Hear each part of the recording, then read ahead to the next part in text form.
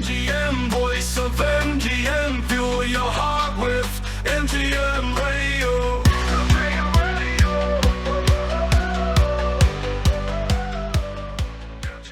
MGM radio ക്ലബിന്റെ സാഹിത്യലോകം പരിപാടിയിലേക്ക് മാന്യ ശ്രോതാക്കൾക്ക് സ്വാഗതം.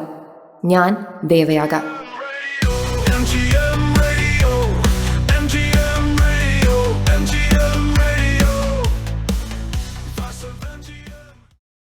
ഇന്ന് ജൂലൈ 5. ബേപ്പൂർ സുൽത്താൻ എന്ന വൈക്കം മുഹമ്മദ് ബഷീർ ഓർമ്മയായിട്ട് 30 വർഷം. അദ്ദേഹത്തിൻ്റെ സാമ്രാജ്യമായ കോഴിക്കോട് യുനെസ്കോയുടെ സാഹിത്യ നഗരമായി പ്രഖ്യാപിച്ച ശേഷം വരുന്ന ആദ്യ ഓർമ്മ ദിനമാണിത്. 1908 ജാനുവരി 21 തലയോലപ്പറമ്പിൽ ജനിച്ച് ലോകം മുഴുവൻ ചുറ്റി സഞ്ചരിച്ച ബഷീർ കോഴിക്കോട് ബേപ്പൂരിൽ വൈലോലിൽ വീട്ടിലെ മാംഗോസ്റ്റീൻ മരച്ചുവട്ടിലേക്ക് ഒരു ഗസൽ പോലെ ഒഴുകിയെത്തുകയായിരുന്നു. 1994 ജൂലൈ 5 അദ്ദേഹം അന്തരിച്ചു. അദ്ദേഹത്തിൻ്റെ മാസ്റ്റർ പീസ് നോവലായ ബാല്യകാലസഖി പുറത്തിറങ്ങിയിട്ട് ഈ വർഷം 80 വയസ്സ് തികയുന്നു. ബാല്യകാലസഖി എഴുതുമ്പോൾ ബഷീറിൻ്റെ പ്രായം വെറും 35 1942-43 കാലഘട്ടത്തിൽ കൊൽക്കത്തയിൽ താമസിക്കുമ്പോഴാണ് ബഷീർ ബാല്യകാലസഖി എഴുതിയത്. ഇംഗ്ലീഷിലാണ് ആദ്യം എഴുതിയത്.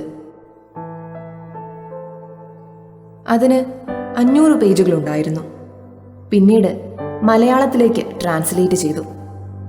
ആറ്റിക്കുറുക്കി 75 പേജുകളാക്കി ചുരുക്കി 18 ഭാഷകളിലേക്ക് ബാല്യകാലസഖി വിവർത്തനം ചെയ്യപ്പെട്ടു.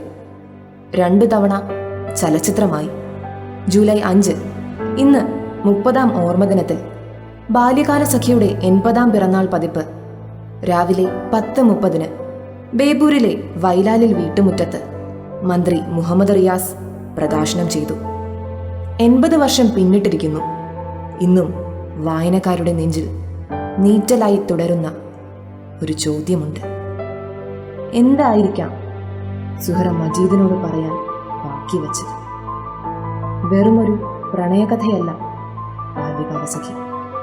പറയാൻ ബാക്കി വെച്ച് പറയാതെ പോയ എന്തോ ഒന്നിൻ്റെ നീറ്റലാണ്.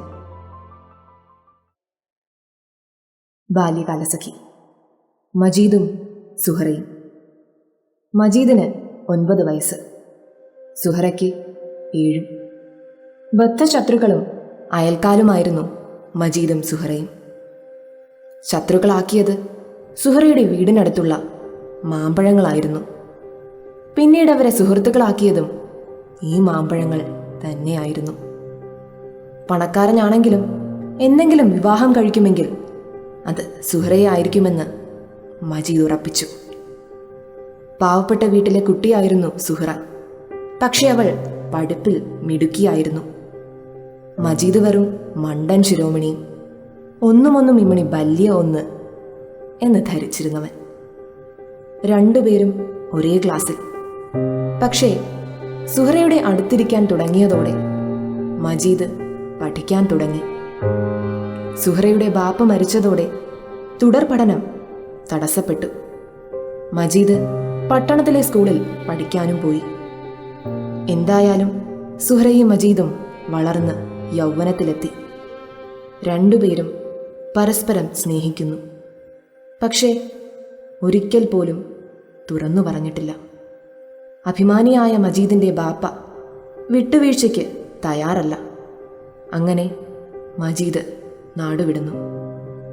സുഹറയോട് യാത്ര പറയാതെ അവൻ എവിടെയോ അലഞ്ഞു തിരിഞ്ഞു.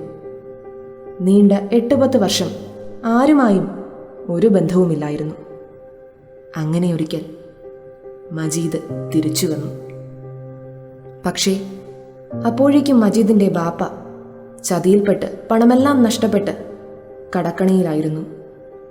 സുഹറയും വിവാഹിതയായി നരകജീവിതം നയിക്കുന്നു. വീണ്ടും വീട്ടുകാരുടെ അനുവാദത്തോടെ സുഹറയുമായി അടുക്കുന്നു. തൻ്റെ സഹോദരിമാരെ കെട്ടിച്ചയച്ചിട്ട് പണം സമ്പാദിക്കാനായി സുഹറയ്ക്ക് വേണ്ടി വീണ്ടും നാടുവിട്ടു. പച്ചപിടിച്ചു വന്ന ജീവിതത്തിൽ സൈക്കിൾ അപകടം വില്ലനായി. അവൻ്റെ ഒരു കാൽ പകുതി നഷ്ടപ്പെട്ടു. ആരോടും തൻ്റെ ദുർവിധി അവൻ അറിയിച്ചില്ല.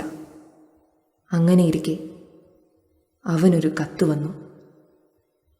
തൻ്റെ എല്ലാമെല്ലാമായ സുഹറ ഈ ലോകത്തോട് വിട പറഞ്ഞതായി വീട്ടുകാർ അവനെ അറിയിച്ചു.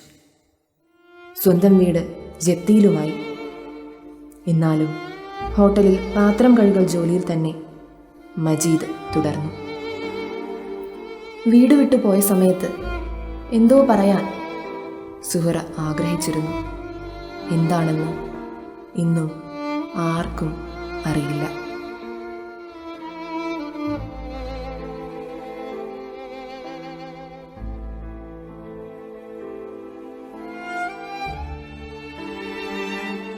അടുത്തൊരു എപ്പിസോഡുമായി വീണ്ടും കാണാമെന്ന പ്രതീക്ഷയോടെ നിങ്ങളുടെ സ്വന്തം ദേവയാഗ.